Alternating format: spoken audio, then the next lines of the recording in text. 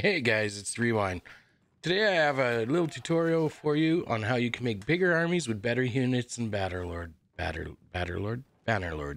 Inside the clan tab, you can assign yourself as quartermaster. This will allow the stewardship skill to raise as you move around the map.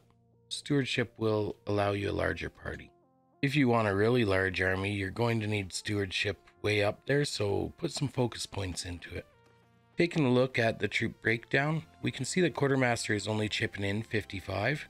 It's still 55 units you wouldn't have if you don't do this. Another great thing to aim for is getting the Royal Guard policy passed in your kingdom.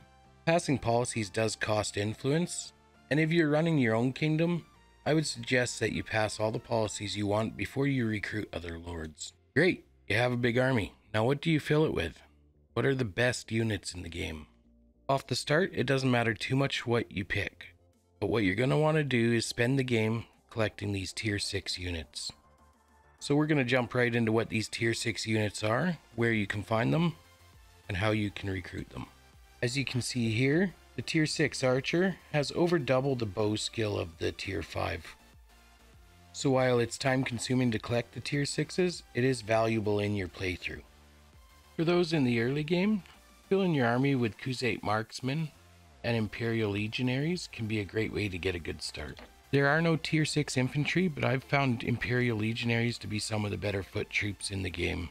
All but one of the faction's tier 6s are cavalry, so we have the Crusades have the Khansguard, the Vlandians have the Banner Knights, the Sturgians have the Druznik Champions, and the Aserai have the Vanguard Ferris.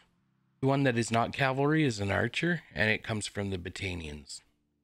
So you can find a lot of these tier 6s after you beat another lord, either in the troop hiring if they had prisoners, or taking their units as prisoners for conversion at a later time.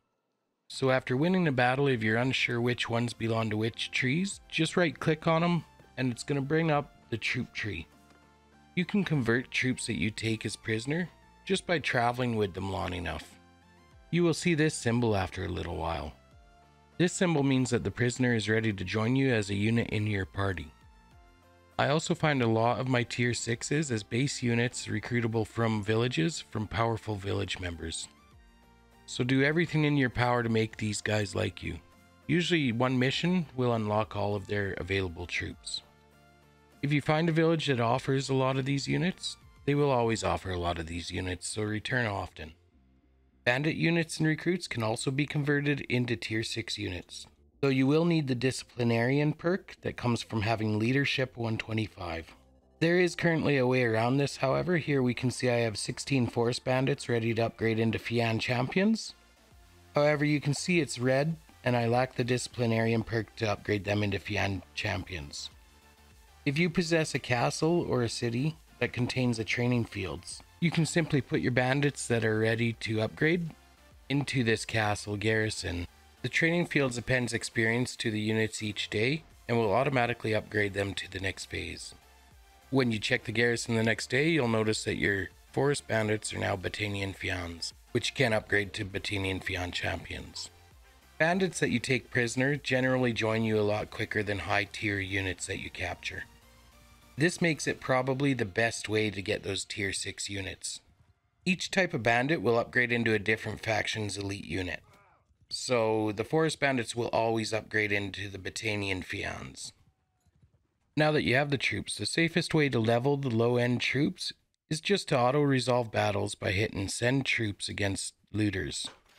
Auto-resolving ensures that the low end troops get some of the kills. If you go into the battles yourself, a good chance all your high-end troops take all the kills and the low-end troops do not gain the levels.